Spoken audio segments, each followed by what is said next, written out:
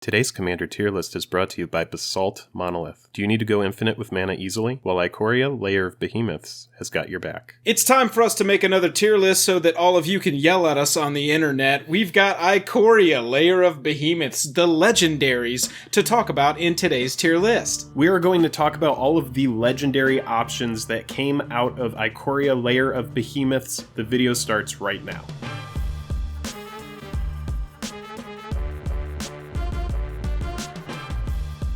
Special thanks to our Patreon supporters who power our channel. Check out our Patreon for monthly giveaways, exclusive content, and even a starring role in our fan fight series. Link in the description below. Hello and welcome to The Day. Thank you for spending your time with us. I'm Jake. I'm Joel. Welcome back to another episode of Jake and Joel Are Magic. We're going to talk about Lair of Behemoths, Ikoria, the generals, the legendaries that could be your EDH commanders. But first, if you like the video by the end of it, hit that like and subscribe button. It lets us know to make more like these. Jake, we've got all of the commanders right here. It's time to tier list them, and where better to start than Lutri the Spellchaser, which was absolutely banned the moment it was even, the moment it was announced. This card was dead on arrival. Yeah, and because of that, I would either put it at S tier or F tier. I wish you could play it without, the companion cost and maybe give it a little bit of life in Commander, but you know what? We're never going to know. It's just never going to exist. Apparently, a fork, having a fork anytime you want it is just kind of ridiculous. Right. So, right. I would put it at F or S. Yeah, I wanted to kind of send it off into Otter, S.5 Otter heaven, but it just doesn't have a place. So we're gonna set it over here. It's just gonna be our sweet little sorry you were banned. Everybody wanted to play with you. As an individual commander, if you didn't use it for the companion cost, I don't even think. I mean, it's kind of good, right? But they aced it. They said never in Commander. And you know what? We're going to go with the committee on that one. Garuda the Macro Sage. Let's get into cards that we can actually play. This is a great place to start with our list in earnest because we want to make this very clear. We are not rating these legendary creatures with companion on their companion abilities. We are literally going to ignore the companion clause for them entirely. We're rating everything on this list as though it were your 100th, your commander, one of your 100. You've got this card and your 99. Jake, have I made that clear enough for everybody? So do we? Yeah, I think you've made it super. I think you've made it super clear. We're ignoring the companion cost. This is just if you decide to have this as your general. At a glance, what we think about it. And I think that this card is very casual in the colors. You can ramp into it. It's nice. It's going to refill your hand, but it's never going to be the kind of thing that wins you the game by itself. We got Simic Hybrid 3/5/4 for a 5/4 Dinosaur Hippo, which is dope, and the art is dope. And whenever it enters the battlefield, draw a card for each permanent that's CMC 3 or higher. So we're looking at essentially possibly really good draw spell from your command zone. Yeah, it's kind of a nothing if there's been a board wipe, any kind of planar cleansing or anything that's destroyed all permanents. It's just like a body. I think I would put this anything at no, what? Where would you put it? I would put it at a C, dude. Yeah, if anything screams C to me, it's a possibly solid draw spell from your command zone that is only going to trigger off of certain things, Right.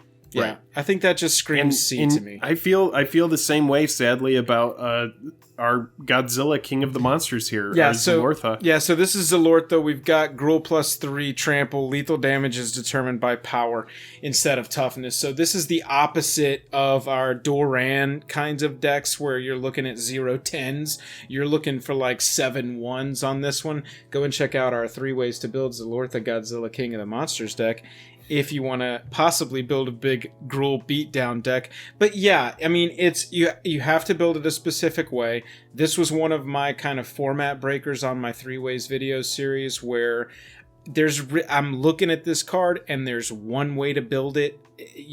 Maybe you can include a fling sub-theme because you're running 9/1s and not caring about their drawbacks of being 1 power because Godzilla helps with that. But yeah, what this card incentivizes is playing cheap cards with converted mana cost that have a lot of balance toward the power instead of the toughness. So you get to play like a 6/1 for 4, something that otherwise is just super squishy. If you have Zalortha out there, is going to be, you know, a 6/6 for 4. But other than that, you have to think about how splashy EDH can be. Right. Is there really a lot of room for...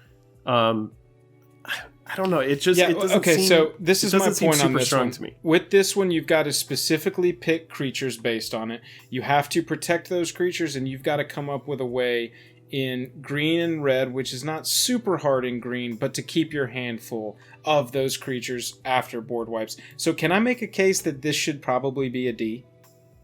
I mean, I think that's fair. I think that people are going to play red are going to be more likely to play stuff like Omnath and just like really, really explosive type stuff that just gets value off of like landfall. Yeah. This just it doesn't seem like enough for me, and I think that there's better options. Agreed.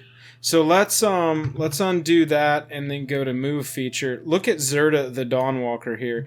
Dawnwaker, excuse me. So we talked about in the opening, we had our little NPR announcement for the fact that we have 2 creatures, legendary EDH potentials in this set that go infinite with Basalt Monolith, and this is one of them. Yeah, and also it's notable that Zirda works well with cycling, and it also works well with equipment. So there's a lot of ways to make this card good, and yes, it does go infinite. The drawback for me is that it's red-white.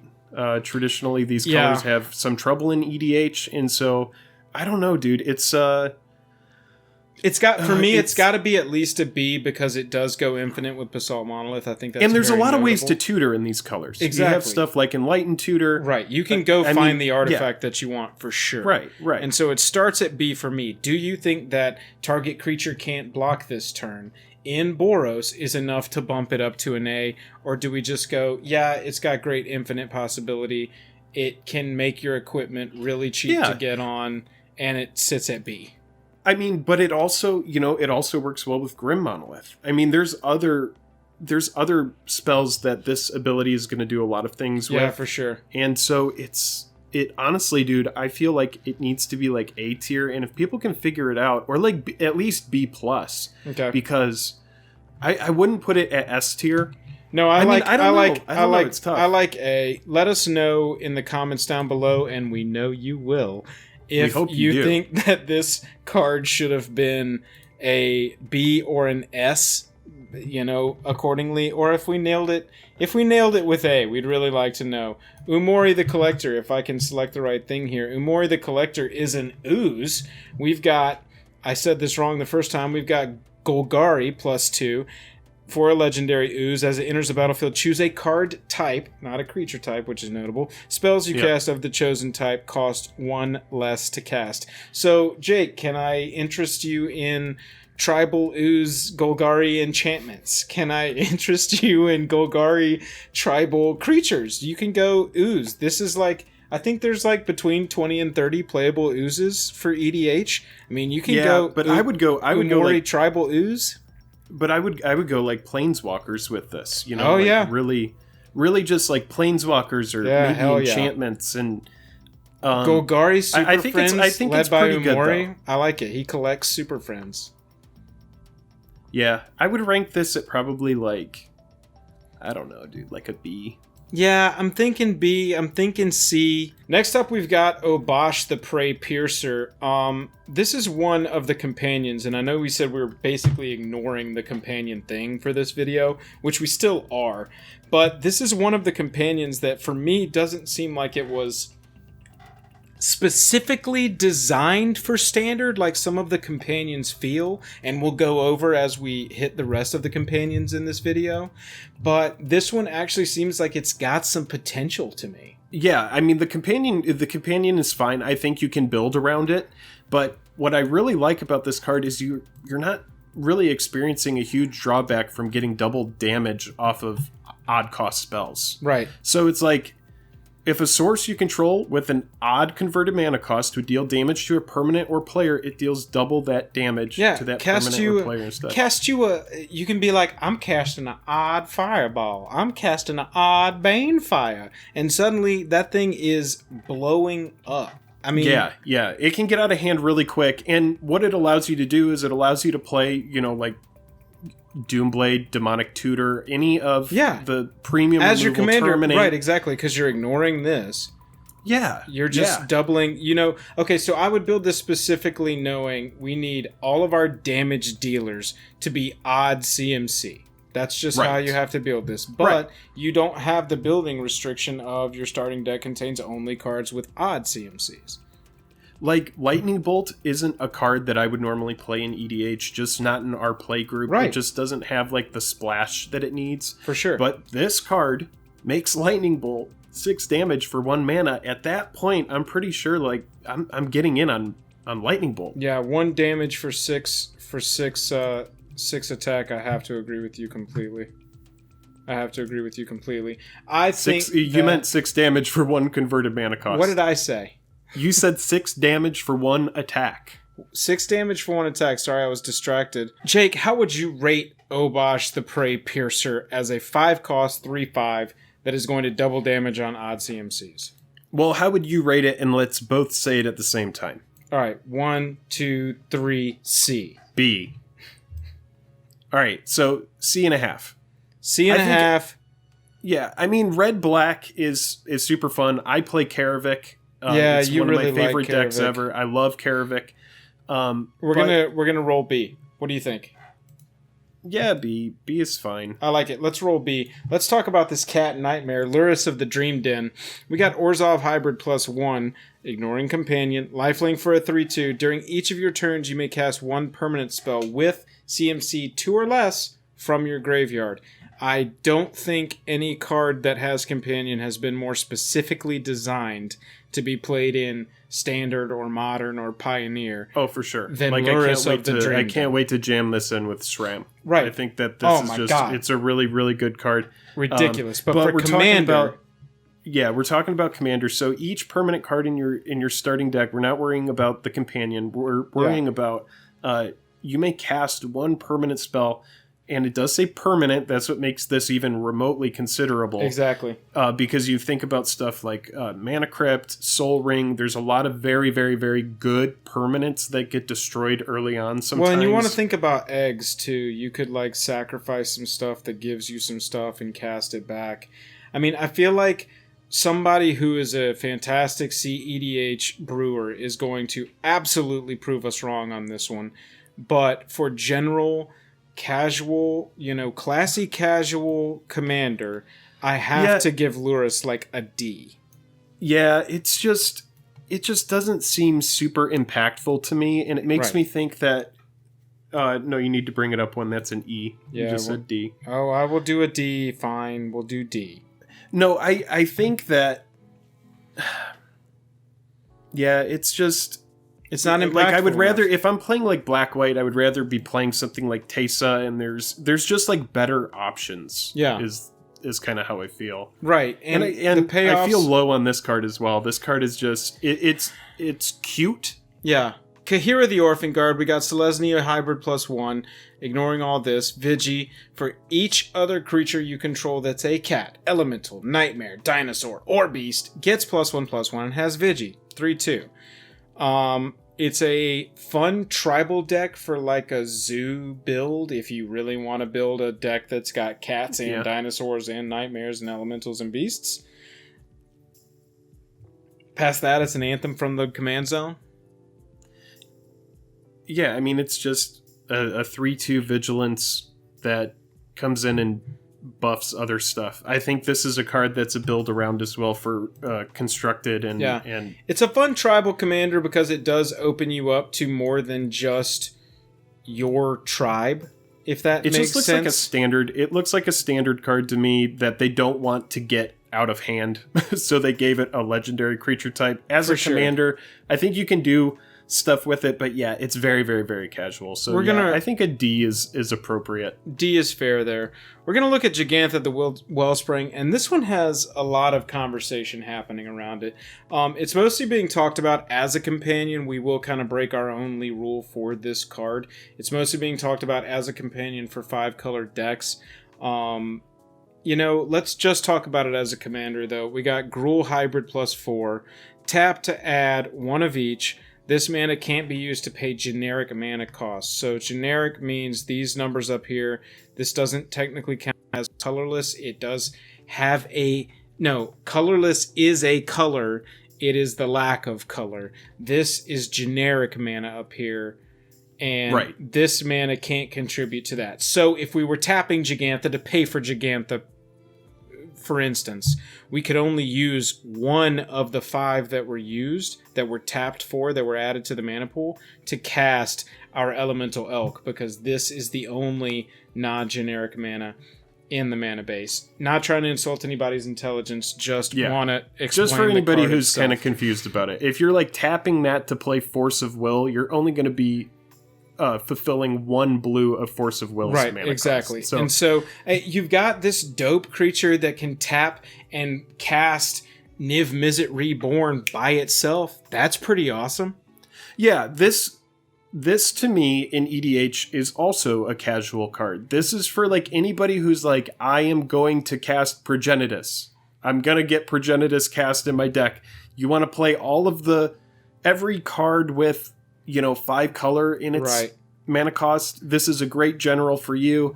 I think that it's fun. You can ramp into it. Obviously, it's got green, so there's a lot of stuff that you can do in green. But I would rank it at like a C, dude. Yeah, I want to roll this one at C. It feels very casual, like you said. It does allow you to cast things like Niv Mizzet by itself, and you can't ever really... you want to run like every single like complicated mana spell in the game. I think this is perfect for you. Yeah, exactly. Yeah, I think I'm comfortable with that one. Garuda? How do we want to pronounce this? Garuda? Doom of the Depths? We're going with a legendary demon kraken called Garuda. I do like that it's a demon kraken. Yeah, that's pretty sick. We've got blue-black hybrid ×2 +4 up here. When Garuda enters the battlefield, each player puts the top 4 of their library into the graveyard, put a creature with an even CMC from among those cards onto the battlefield under your control. This hits, I like that the ability hits a lot of the really highly played early mana creatures, like Sakura Tribe Elder, like Solemn Simulacrum. Also, it's, possibly a cycling commander. Not cycling commander, but mill commander. If you can blink it with the blue, use some Teferi spells to, flash it back in, return it to your hand, recast it. Deadeye Navigator. Deadeye Navigator would be sick here. You were talking about Crystal Shard. Crystal Shard, return to your hand, recast it. We're milling more. We're returning creatures to the battlefield that have an even CMC. But it's just like you have specific. To play a lot of mana rocks because you want to be able to get it out because it is super high cost. Yeah. So in EDH, if you're in a casual group, I think this could be a really, really fun commander if you like being able to get free stuff and if you can get the most out of that ETB. I would rank it at probably a C. I don't think it's super competitive. I would be I don't know. What do you think? I would have to roll D or E on this one, man. I just don't think that it's going to make the kind of impact that the 5 color or even honestly at this point I'm going maybe this one should drop here with our CMC 2 or less, and we'll go over here and we can drop that at D. Yeah, that looks fine. I think that D and E are pretty much, yeah, they're right. They're pretty much like a combined tier. Yeah, that's where I would roll with here. We got Winota, Joiner of Forces, up next. We got 4/4 for 4 red white. Whenever a non-human you control attacks, look at the top 6. Put a human creature card from among them onto the battlefield tapped and attacking, and it gains indestructible until end of turn. I don't like it at all because you have to like split what kind of creatures are in your deck, and so you want humans to be humans and whatever else you have in there. You want to be a pretty even spread. It doesn't seem impactful enough, even if you can get it to work. I don't know, dude. It just makes me kind of cringe a little bit, so I would put this at like E or F. This is my F card. I will defend Winota being an F until I am out of breath. But I think, dude, like honestly, I think it'll make an impact in Standard. If red-white takes off, I could see this being in a Standard deck in red-white. But other than that, we're talking about EDH maybe, today. but you've still got the same thing going, where you have to split your creature build between humans and beasts so that you can, or humans and non-humans, so that you can trigger the damn thing. It's like with this commander, if you want to get the most out of it, you want to run a bunch of humans and you want to run a bunch of non-humans and not much else, because you want to be able to. It's like if you talk to any deck builder, it's like, all right, so what I want to do is run enough humans to trigger this ability, but enough non-humans to trigger this ability. You're going to get a lot of eye rolls. I can't wait to hear the defenses on Winota. Vadrok, Apex of Thunder. We've got Jeskai for a flying first striking 3/3 that whenever it mutates, you can cast target non-creature card with CMC 3 or less from your graveyard for free. This one's got much more potential, but that potential is based on mutate. Yeah, it has to be mutate, and most likely you're going to want to mutate this onto something, because I think we looked it up and there are like, in these colors, like 20 13 something or 14. Yeah, somewhere around there. So when it mutates, you may cast target non-creature spell with converted mana cost 3 or less from your graveyard without paying its mana cost. So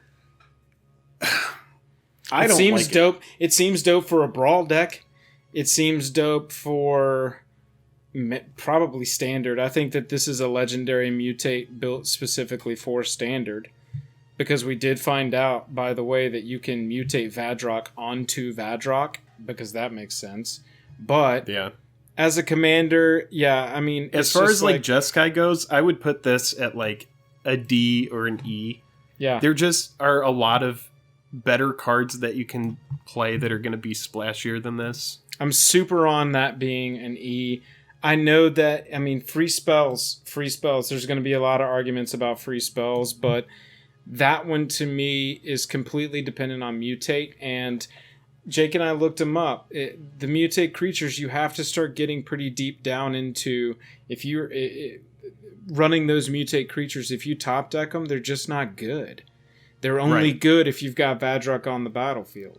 And you can mutate them onto Vadrok to trigger that again and recast, whatever 3-cost spell, if you're wheeling, if you're what are really impactful 3-cost spells, drawing cards. I mean there are impactful 3-cost spells, but it's just like, in order to get the benefit out of that commander, you need to be mutating it. And so that's tough. Exactly. This is one that has the same problem in my mind. We got Mardu +1 for Snapdax, Apex of the Hunt.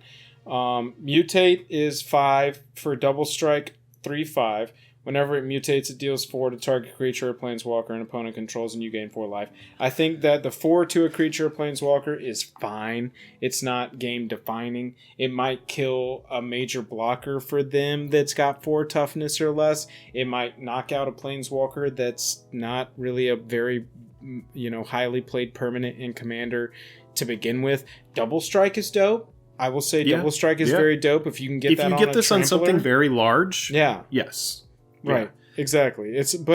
How highly are we going to rate what is, to me, essentially a Double Strike enchantment? I mean, let's think about this on like, I don't know, like Grave Titan or Sun Titan or something like that. That's most likely going to be played in an EDH deck. You have say you put this on a Sun Titan, you have a 6/6 Double Strike Vigilance that whenever it swings, you're getting to get something back from your yard. I think in that situation, it's going to be very good. Right. And the fact that when it enters the battlefield, it's going to deal 4 to a creature or planeswalker. And obviously, that's a very specific, niche use. But if you can trigger the mutate ability multiple times, like Vadrock, then sure, you can get some point swings going, some life swings going. Or no, it doesn't even life swing because it's only target creature or planeswalker. It's not any target. So, yeah, I don't know. This firmly falls into D for me. What do you think? Yeah, I think D is fair for it. It's not absolutely awful, but it's not great. Right. Yeah, exactly. Let's talk about a good card. Yeah, right. It's not even middling like adding mana or drawing cards over here. Rielle the Everwise. Here is a card that I can absolutely get behind. It's Izzet +1, gets +1/+0 for each instant and sorcery in your graveyard, and whenever you discard one or more cards for the first time each turn, draw that many cards. Let me explain this to you real fast. Again, not trying to insult anybody's intelligence, but there are multiple draw-discard spells in red, for instance. Pay 1 red, draw 2, discard 2. Flashback 1 red, 2 other. Okay? This card exists. Right. That card, essentially, with Rielle on the battlefield, says, draw 2 cards, discard 2 cards, draw 2 cards for 1 red mana. And you can flash it back for 3, which is still a ridiculous return on your mana. I love this. I love this commander. The way that I would build this is a bunch of wheel effects. Yes. And then also I would put in stuff like, Whisper Silk Cloak. Anything like Lightning Greaves. Yeah, make it unblockable. And then just stuff like Key to the City to make sure that it's always unblockable. So you make your opponents think you're ignoring this clause the entire time, and you've got like this 15-3 that's not attacking because you don't want it to die, because you definitely want this clause activating as many times as possible. Sure. And then, whoops, Whisper Silk, whoops, attached, whoops, attack. You're dead. Yeah, and then also you're going to want to find something to protect yourself, because once your opponents see that you're comboing off with this thing, they're going to try to remove your graveyard, and then it's going to be an absolute nothing. So you're going to be like the target of Bojuka Bog or any other kind of effect like that. So I would say run like a Witchbane Orb. If you can find your Witchbane Orb, you can protect yourself and most likely get through with this card, because dude, it's just absolutely nuts. I would just run like every single wheel effect. I'm dropping this one to S. That's kind of what it feels like to me. Are you comfortable with that? I would put it at A. I don't know if it's like an S tier card, but I think that it's definitely an A. I love that low converted mana cost. Right. And there's a lot of ways to get that power really high really fast. Absolutely. Next up, we've got Nethroi, Apex of Death. Here's another mutate one, but Jake, for me, this one has the best mutate ability. Like that, if we're only going to count on mutate one time, this one has the best one-time mutate ability to me of any of the mutate legendaries. Well, and also Nethroi is going to have zero trouble mutating on anything that's most likely in that deck. Right. So I don't think you're going to have to build a lot of mutate into this deck. I think you can build some, because I've seen some good mutate cards that could go into Nethroi. There's something like 15, maybe 20 playable mutate cards. We know there's a little few more than that, but I'm talking strictly playable in Abzan that you can run in this commander deck and possibly get a double trigger off of Nethroi. And these are perfect colors for Dredge. So the idea is to fill up your yard, play this. I would throw some ramp in there, make sure that you're able to mutate this when you do decide to play it. But Death Touch Lifelink, that's definitely notable. This is the kind of thing that can really bring a game back. Having that lifelink on your commander is definitely notable to me, just because games can get out of hand really quick. Right. And if you mutate this onto the right thing. We've got, Death Touch Lifelink, even if it's on something higher than Power 5/5. You're absolutely right. An enchantment that does have that on it, which you can kind of, if you just segment that part of this creature off into a vacuum, it can be valuable. I mean, I'm minimum B on this. I'm maybe A on this for a mutate ability, for a mutating Let's go with B, legendary. because that's where my gut is. Okay. I'm sitting at B. Yeah. I'm interested to see what people do with this, because it's one of my favorite color combinations. I love junk. Yeah. And so, Yeah, I'm good putting Nethroi there. Let's talk about another card that is just absolute shenanigans with Basalt Monolith. This is Kinnan Bonder Prodigy, and I think I saw the joke on Twitter earlier today. If you ever tell me that you have a casual Kinnan deck, you're lying to me. Yeah, let's just go ahead and rank this at S, because it benefits in so many ways from mana rocks. So we got Simic for a 2/2, Simic colors for a 2/2. Whenever you tap a non-land permanent for mana, add 1 mana of any type that permanent produced, and 7, you can look at the top 5, put a non-human creature from them right onto the battlefield. Right onto the battlefield. I'm gonna repeat. Right onto the battlefield. Yeah, dude, it's just absolute shenanigans. It makes your mana rocks tap for more. It benefits from ramp, and then the creatures that you do reveal that are non-human just go right onto the battlefield. Like you put one freaking like, oh my gosh, dude! Like the possibilities are endless with Emrakul. Like, yeah. Just make a deck any full of Eldrazi, Mana Rocks, Kinnan. I mean, you can even see flying around in the background that Kinnan has all sorts of crazy, huge shit. I mean, it's very, very, very good. It's a definite S for me. It's the first time we're ranking something at S. Yeah, absolutely. But this is, for me, a definite S. We are open to arguments. Will it be too good? Yeah, Time will tell. Time will tell. Time will tell. We've got a Luna, Apex of Wishes. I have made a 3-ways on this commander just because I like it so much. I did want to make that caveat going in. I've already deck teched this one very seriously, at least exploring the ways it can be built. We've got Teamer +2 for a flying trample 6/6. Whenever it mutates for 6, exile cards from the top of your library until you exile a non-land permanent card. Put that card onto the battlefield. Or into your hand, which I think is notable too, and we'll go over that. Jake, I want to start with saying, I built this deck in such a way that you're hitting very powerful permanents, and you're building your deck to be full of powerful permanents. But I got a lot of feedback that said, maybe build just 2 hyper powerful permanents into your deck. Maybe build it with, 3 to 5, but you always know every time you mutate a Luna, I'm going to go get X. I'm going to go get an Ulamog. I'm going to go get Zendikar Resurgent. I know what I'm hitting. It's not like this might be a Rhystic Study, here we go, when you need something more impactful. Yeah, and I think that that's the right way to build it. And the fact that this has blue has me, willing to rank it probably at like a B or an A. Yeah. This is again okay. So Nethroi, I'm glad we ranked it at B because I have to say that Aluna for me is an A. I think that it can get real nutty real quick. Yeah, if you think it's an A, I'm comfortable at putting it at A. I think there's going to be a lot of fun builds that people come up with. Obviously, if it put the cards in your graveyard, that would just be awful. But but you can put them into your hand if you choose. So you can wait for no, I mean the cards that get revealed on the way. Oh, I see what you're saying. If it threw all those in the yard, that would be like really, really bad, in my opinion. Yeah. So within those colors, probably so. But yeah, the fact that every time you play it, you're going to go get something huge and splashy and put it right on the battlefield. Yeah, I think that there's some merit there. Free mana, dude.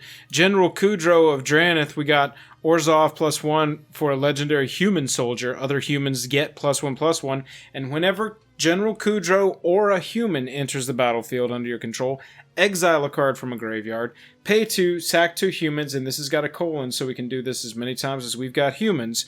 Destroy target creature with power 4 or greater. This is a tribal commander, but it's a fun tribal commander that has an anthem built in and a destruction spell built in and graveyard hate built in. I wanted to try and combine the words hate and built into hilt, but there is a lot of versatility on this as a tribal commander for humans.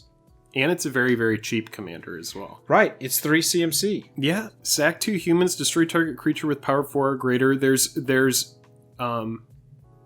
when I think of like Anointed Procession, there's good ways to create tokens in these colors as well. Oh, yeah. There's just... Yeah, what would you rank it at? Because I would put it at like a B. Yeah, B. I was going to say C. So actually, for a normal tribal commander, I would say it's a C because it's a fun card. It does require some specific builds, but for what you build around it, it does have some solid impact. However, for this one, I particularly think... I want to agree with you. Yeah, let's say C. I think that it does, for a human's commander, have more impact than a normal tribal commander might. And so I think it does. I think it does play pretty well at a C. Let's move on to Chevelle, Bane of Monsters. We got Golgari for a legend human rogue, death touching 1/3. Lots of text. At the beginning of your upkeep, if you control no permanents with a bounty counter on them, if your opponent, control no permanents with a bounty counter on them, put a bounty counter on target creature or planeswalker an opponent controls. Whenever a permanent an opponent controls dies that has a bounty counter on it, you gain 3 life, you draw a card. So... I love the converted mana cost on this. Hell yeah. Hell yeah. I don't like that we can't put multiple bounty counters out according to that first clause. If one doesn't get removed. Yeah. It just kind of like sits. But what I would use this for is to target down whatever the biggest threat on the board is. That's the most obvious choice if someone's commander is getting out of hand and you know that somebody's planning on answering it. That's where I would put my bounty counter. Yeah. But for me, it just doesn't seem impactful enough when it's all said and done as far as Golgari goes. And it seems like a legend that was developed for constructed play, standard. Sure. Maybe Pioneer. The fact that we can't put multiple bounty counters on, that's not just going to happen. It's going to check if there are bounty counters, and if there is a bounty counter out, this ain't happening. So we can't go like board wipe tribal with Chevelle and get, multiple 3 life gains and card draws off of this. It does put a target. I mean, it doesn't though. It only puts a target on a giant thing for you. It doesn't even pay off your opponents. I wish that it says each other player other than that creature's controller gains 3 and draws a card. Yeah, right. Yeah. It's a D, dude. Right. It's like a D or an E. I'm trying to design it to be a better card, but at the very end of the day, it's got the text it's got, and it just rolls straight D. Look at Brokkos, Apex of Forever. Here's a Mutate card that I'm not a huge fan of, to spoil my thoughts. It's just a trample enchantment. Right, so let's look at this. We got Sultai 2 for a 6/6 Trampler. That's a pretty good payoff. 5 mana for a 6/6 Trampler, but in Commander, that ain't doing much. Plus, you can cast Brokkos from the graveyard using the Mutate ability for 5 up here. We got Hybrid green 2. So, don't you kind of just wish that Rancor was your general instead? Right, yeah, exactly. I mean, this is essentially bad Rancor from the command zone that can be cast over and over for 5 mana to give something trample. We know that with Mutate, you're not adding powers and toughnesses. You're just looking at the top 1 to determine the power and toughness of that mutated creature. And so, for me, you could put this on a Bird of Paradise. Like, if your goal is to just... E. Yeah, I think it's like an E, right. Dude. Easy E. I have to agree with you completely. I think that this is a fine trample enchantment from the graveyard, and honestly, I would rather my general be Rancor. Yeah, right. Yeah, exactly. If I could have a deck where my general is Rancor, I would probably play that deck. Yeah, absolutely. I think everybody would. We've got Kogla, the Titan Ape, which is definitely a King Kong pseudo here. We got green Sure. 3.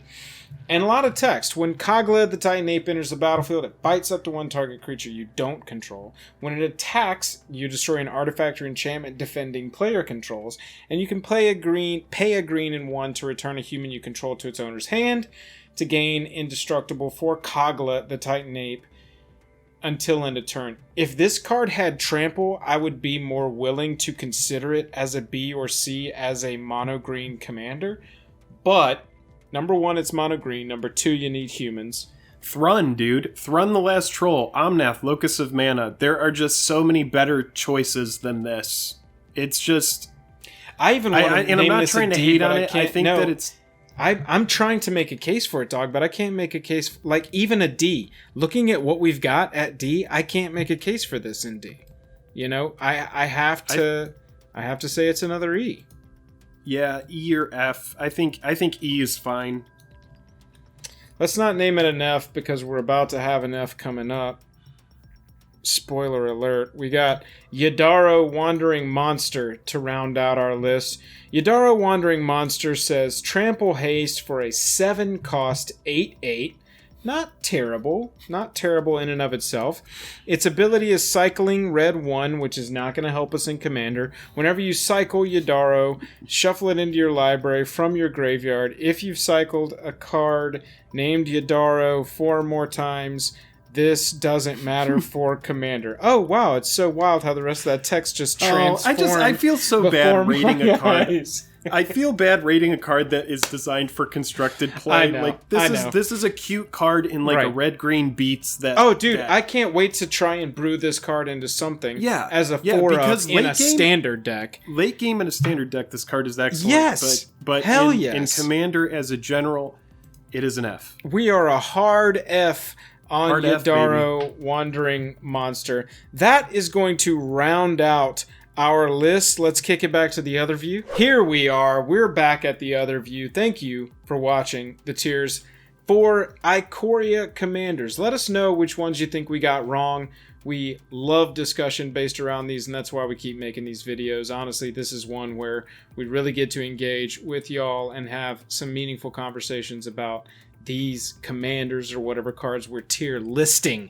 We have a lot of fun making these. If you would, hit that like button, hit that subscribe button if you like these and want to see more like them, or let us know down below that you're not going to hit like because you disagree, but you do want to see more in the future. A comment is as good as a like. Until next time, I am tapped out. The conversation continues below in the comments. Talk to us. I'm tapped out as well. Later.